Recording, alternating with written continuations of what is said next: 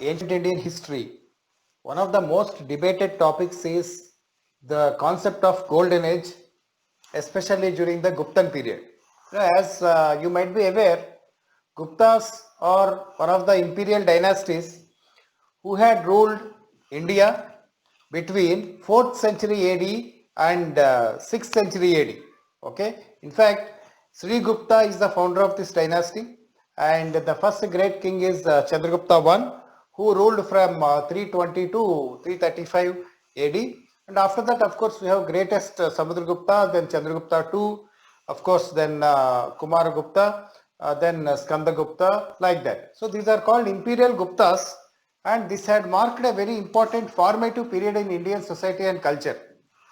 So, one of the expected areas in the descriptive type of exams, like whether it is UPSC Civil Services Mains Examination or Group 1 of APPSC or Telangana Public Service Commission or Bihar, UP, any state service commissions, for example, is the concept of golden age, and this requires some good analysis from your side.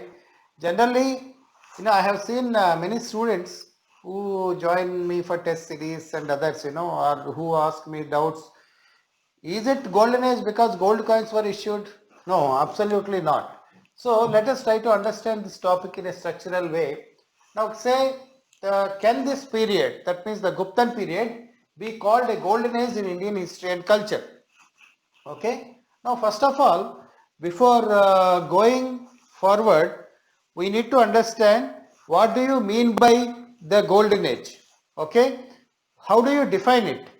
Friends, in history, a period can be called golden age if there is unparalleled development, all-round development and healthy development in some sectors or some areas or all areas. This is how we have to define the concept of golden age. Okay. Now keeping this definition in mind, let us see how for the first time the idea of golden age had actually come into being. See, there is a term called historiography, historiographical trends. When we say historiography, we mean to say that the writings on a particular topic and its nature. Now, historiographical trends on the concept of golden age means how people describe it as a golden age, who are the historians, what are their schools of thought and all that. Friends, the idea of golden age is originally promoted by colonial historians. The best example is V.S. Smith, Oxford History of India. See, the colonial history writing on India has a purpose.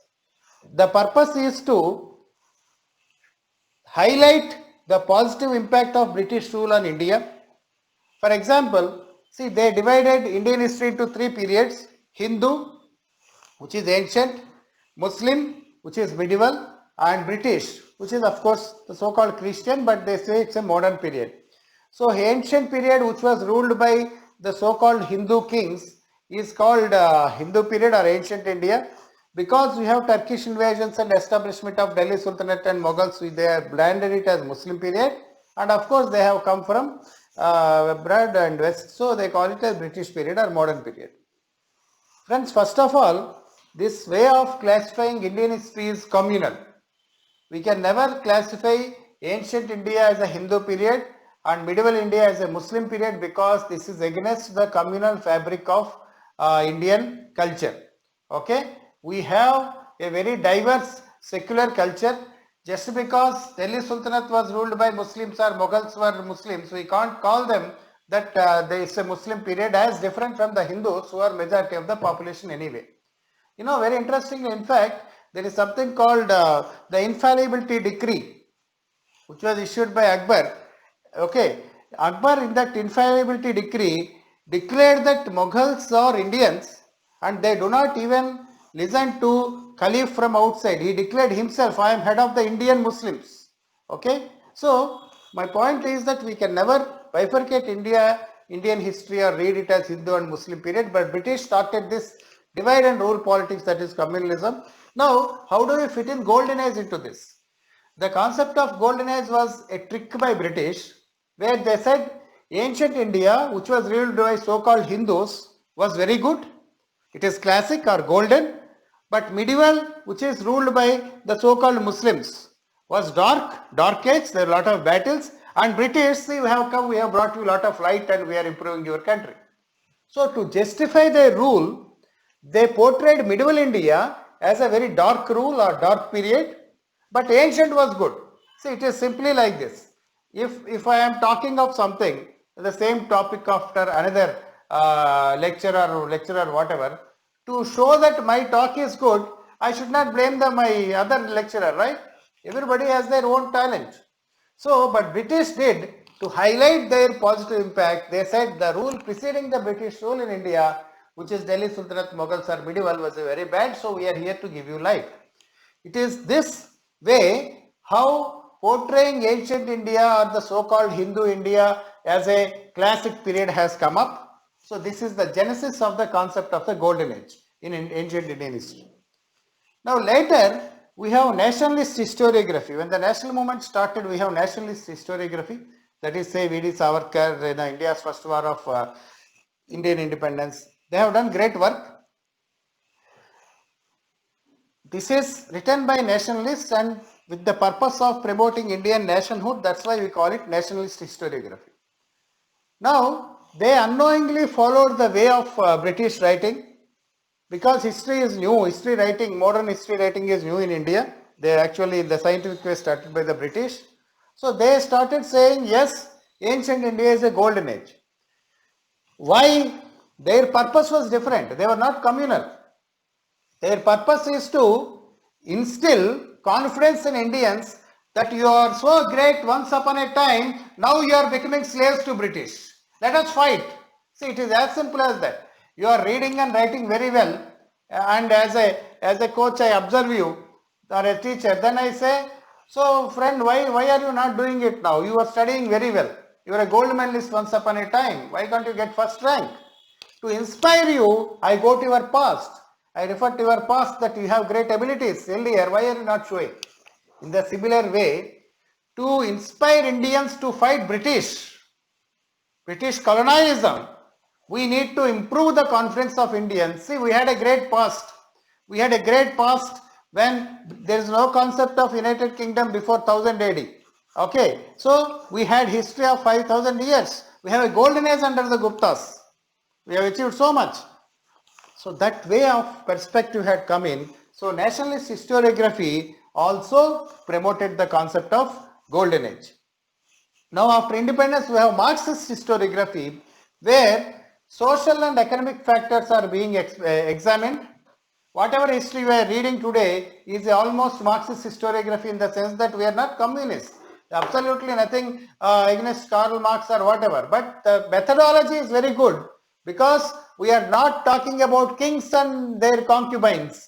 We are talking about the people. We are talking about marginalized people. We are talking about, history from below, right?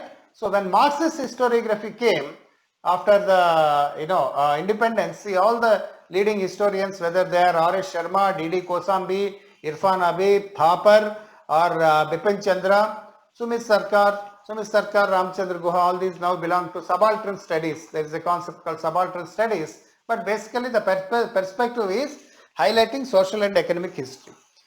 D.N. Jha, who wrote a very interesting book, Ancient Indian Historical Outline, very small book but very useful for UPSC aspirants or Group 1 aspirants. Okay, so they started examining what was the nature of society and economy, what was the nature of common people and all that. In the process, they demystified, they negated, they dismissed the broader application of golden age concept to Guptan period because of certain factors. Now let us analyze the applicability of golden age concept to Indian history. Okay, in the Guptan period. Now how did we define? We define golden age as a period where there is unparalleled and healthy development. Unparalleled and healthy development. Now let us apply one by one. Very simple. Society. Can we apply the concept of golden age to Guptan society? Was society healthy and during the Guptan period? Absolutely not, because we have Varna system, right? we have a lot of untouchability, we have deplorable position of women, there is sati, there are all social evils. When majority of the society is suffering with varna system, lower varnas and untouchability, how can we say it's a golden age? It's not healthy. Nobody can say that varna system is healthy. Nobody can say that untouchability is healthy. Nobody can say that the women deplorable condition is healthy. So absolutely, in the social sphere, we cannot call the Guptan period as a golden age, right? Now let us come to economy. Compare Guptan economy with the pre-Guptan period where we had mercantile era, there was Roman trade, there was high monetization in the economy. But in the Guptan period, friends, economy was declining. Remember, there was a beginning of decline of trade. Roman trade got declined because of the bifurcation of the Roman Empire, political bifurcation, and Europeans learned the art of rearing silkworms from China, so they stopped importing our silks. So we lost 50% of the market. In the economy, trade and commerce was declining. Monetization, R.S. Sharma, who has studied the coins and numismatics, says there was a significant drop in the circulation of lower denomination coins. Okay, Guptan kings issued only gold coins and silver coins started by Chandragupta II and followed by Kumaragupta. So they have not issued lower denomination coins. Now what is the funda about lower denomination coins? If I am carrying a 2000 rupee note and going for a tea of 5 rupees or 10 rupees, he will not provide me. He will say, are you mad? How can you give 2000 rupees for tea? Of course, we have Paytm, RTM, ATM nowadays, but earlier we don't have all those, right? So, retail is the key for economy. Smaller denomination coins is the key for the economy, that is also not there. Guptan period also started witnessing decline of towns and cities for a period of time because of increased land grants and self-sufficiency of the villages. So friends, economy was moving. We can't say that there was no trade and commerce. We can't say that there were no crafts, but there was a decline. There is an inscription called Mandasar Silk Weavers inscription, during the Guptan period, which says that about 300 odd weavers have stopped their profession of weaving and switched over to agriculture, which shows that they are unable to make a living by selling clothes, by weaving. So whoever is not finding any source, people will start doing agriculture naturally, right? So there are all indications to a downward trend in the Guptan economy. So we cannot call the Guptan period economy as a classical age, because whenever there is a decline, how can you call it a classical age? Now let us come to political situation. Friends, for a government, it is total control and effective administration can be called a golden age. But in the Guptan time, we have a decentralized or semi-centralized state model. We have the parcelization of sovereignty. We have sub-infidation. We have Samanta state model. There was gradual decline in law and order. Okay, so we cannot say that Guptan polity had absolute control the government. The Guptan government was effective only in Pataliputra, in and around some areas of North India, whether it is parts of Bihar, UP and MP. But beyond that, it is the Samanta state and the local feudatories or chieftains who had managed the show. So compared to, say, Mauryan administration, Guptan administration was not so effective. So we cannot call a somewhat decentralized and ineffective administration as a golden age. So polity also we cannot call it a golden age, right? So now let's come to the culture finally. But here, yes, in religion we can call it a golden age because we have a secular growth of religion. Guptas, despite being patronizing Hinduism, despite promoting Varnashram Dharma, despite encouraging Brahmanas, they did patronize Mahayana Buddhism liberally. There was no evidence of religious conflict anywhere in the Guptan period in the contemporary sources. So religion, we had growth of Mahayana Buddhism, we had growth of Hinduism, rather re-emergence of Hinduism with no bad blood between different religions. We do not have any communal clashes or religious sectarian clashes in the Guptan period. Yes, in religious period, we can say Guptan period was a golden age. Art and architecture, definitely yes. For the first time, we have the emergence of freestanding temples in 4 phases. First, flat roofed square temple came. Then flat roofed square temple with a shikhara above or second story came. Third, we have the maximum biggest development of rectangular temple. This rectangular design temples have revolutionized temple building in India. You see any major temples in India are all rectangular temples. You go to Brihadeశ్వరాలయ, you go to any major temple, Hampi, you see in North India, South India, any major temples we are having rectangular design. So rectangular design temples are innovation of the Guptan period. For the first time, the Nagara type of architecture of building freestanding temples has come up in the Guptan period. This has revolutionized the whole temple building activity in India. And then, yes, we can call architecture as a golden age. So also the art, see Ajanta paintings. What a great paintings, whether it's a mix of colors or the quality, large number of paintings. Sculpture, yes, secular as well as religious, that is the best sculpture we have. So in art and architecture, we can call it as a golden age, definitely. And literature, yes, Sanskrit literature has grown to the maximum, language and literature has grown to a maximum level. Scientific literature, Varaha Mihira, Brihad Jataka, Brihad Samhita, Laghu Jataka, Brihad Jataka, all these are the best explanation for planetary movements. Aryabhatta was a great man. He wrote Aryabhattiyam. Friends, it was Aryabhatta who discovered, who invented zero and decimal system. The whole mathematics is based on Indian innovations during Guptan culture. It was Arab traders who has taken the knowledge of zero to the west. For many years, it is said that zero was invented by unknown Indian, but now we have enough evidence to say that it was Aryabhatta who invented zero and decimal system, that is the sheet anchor or fulcrum or base of entire modern maths as we do. Aryabhatta was also the person who said for the first time the earth is rotating and all that. Aryabhatta was the first person who had exactly calculated the days in a year to almost 356 days.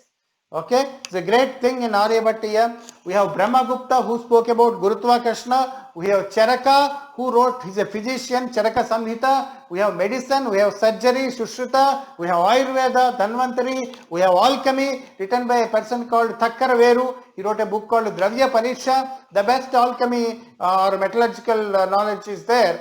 Iron pillar inscription, which is also issued by Chandragupta to Vikramaditya, also stands a testimony to rust-free iron technology. Okay, so numismatics well developed, coins minting well developed. So science and technology, literature, Sanskrit literature, both religious and secular literature, all these had great developed and that provide the basis of Indian culture today. So friends, definitely we can apply the concept of Guptan Golden Age only selectively, but not blanket wise. We can't call entire golden period, entire Guptan culture or Guptan period as a golden age. Society we cannot call because of inequalities and differentiation and exploitative practices. Economy we cannot call because of some declining trends. Polity we cannot call because the effectiveness of the government varied from time to time. But in culture, religion, yes, healthy growth, secular growth, art and architecture, for the first time new developments we see. Literature, scientific literature and Sanskrit language is also developed, secular and all other literature. Kalidas, Abhijnana Shakuntalam, Megha Sandesam, Ritu Samharam, Kumara Sambhavam, Malavikagnmitram. Oh, what kind of books he has written? He is called Indian Shakespeare. Actually, Shakespeare should be called as Indian Kalidas, London's Kalidas, because Kalidas first. We always say, his son looks like father. Father doesn't look like son, bro. Kalidas was the first person to have come and revolutionized Sanskrit writing with greatest similes or comparisons. So all these things, so we can only call Guptan culture definitely as a golden age, but not in other aspects. Friends, this is the funda. This is how you need to organize this topic and understanding as well as writing the question. Now in UPSC or Group 1 or any other descriptive exams, these are the two which I am intended to. You are getting about say 10 minutes or 8 minutes. You can structure the essay like this and conclude. On the basis of this, we can say that Guptan period is a golden age only in terms of culture, but not in a blanket way. That's it. Okay. So I hope it is fine for you to understand. This is one of the most expected areas in the ancient Indian examination, the culture part in the history segment, whether it is GS or history optional or even history papers in Group 1 exams is the most important one, right? We'll move on to other things, right?